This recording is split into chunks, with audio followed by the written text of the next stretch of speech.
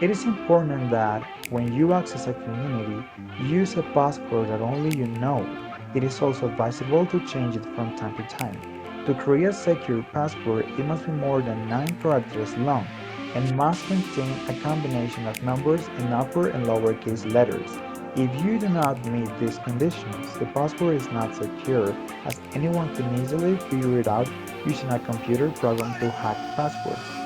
Choose a combination of numbers and letters, including upper and lower case, that you can remember and that only you know. Another important tip is not to use the same password for all account services. If you have a hard time remembering, one recommendation is to create a master password that is hard to crack and never forgets.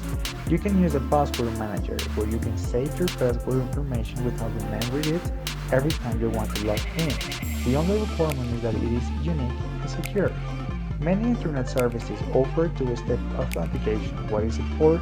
So that when someone wants to enter your account knowing your password, then they are asked for a verification code that normally arrives by SMS or call to your cell phone. In this way, the system verifies that, in fact, it is you who is requesting access to the account.